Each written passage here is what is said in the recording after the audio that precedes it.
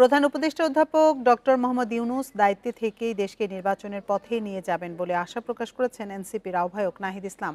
দুপুরে রাজধানী বাংলা মোটরের কার্যালয়ে সংবাদ সম্মেলনে এই আশা প্রকাশ করেন তিনি। এ নিয়ে বিস্তারিত জানাতে বাংলা মোটর থেকে আমাদের সাথে যোগ দিচ্ছেন সহকর্মী খালেদ রায়হান। রায়হান, এনসিপির আহ্বায়ক নাহিদ ইসলাম বাংলা মোটর কার্যালয়ে সংবাদ সম্মেলন করেছেন, নানা বিষয় নিয়ে তিনি জানিয়েছেন।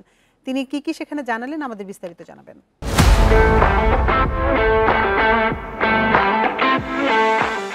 দেখুন, আজকের যে সংবাদ সম্মেলনটি এটি কিন্তু একটি জরুরি সংবাদ সম্মেলন ছিল এবং চলমান দেশের যে রাজনৈতিক পরিস্থিতি, দেশের যে পরিস্থিতি মূলত সেই বিষয়গুলো নিয়ে কিন্তু কথা বলেছেন। যেহেতু দেশের সবচেয়ে বড় একটি দল বিএনপি নির্বাচন নিয়ে কথা বলছে এবং দ্রুত তারা নির্বাচন চাইছেন, সেই বিষয়টি নিয়ে মূলত নাহিদ ইসলাম কথা বলছেন। তিনি যেটি বলেছেন যে এই সরকার, এই অন্তর্বর্তী সরকার কিন্তু গণঅভ্যুত্থানের পরে এই দেশে দায়িত্ব গ্রহণ করেছেন, তাই শুধুমাত্র নির্বাচন দেয়াই এই সরকারের কিন্তু মূল কাজ নয়।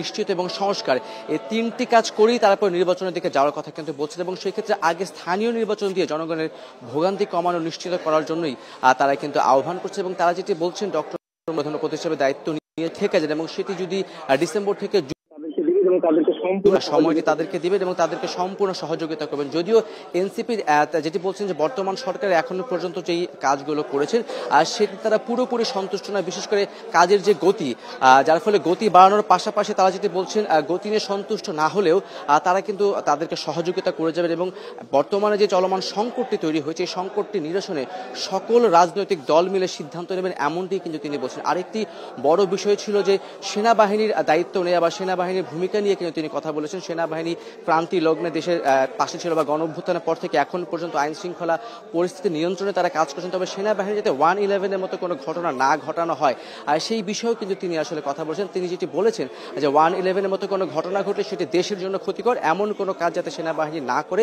এবং রাজনৈতিক কোনো বিষয়ে যাতে সেনাবাহিনী হস্তক্ষেপ না করেন আর সেই বিষয়টি নিয়েও কিন্তু তিনি বলেছেন। আরেকটি বিষয় তিনি বলেছেন যেটি সেটা হচ্ছে করিডোর নিয়ে যে আলোচনা হচ্ছে, করিডোরের বিষয়ে আমরা সেনাপ্রধানের বক্তব্য পেয়েছি যে তিনি বলেছেন যে করিডোরের বিষয়ে নির্বাচিত সরকার সিদ্ধান্ত নেবে। সেক্ষেত্রে নাহিদ ইসলামের বক্তব্য হচ্ছে সকল রাজনৈতিক দলের সঙ্গে আলোচনা করে দেশের সার্বভৌমত্বের উপর আঘাত যাতে না আসে এমনভাবে যে কোনো সিদ্ধান্ত নেওয়ার কথা তিনি বলেছেন।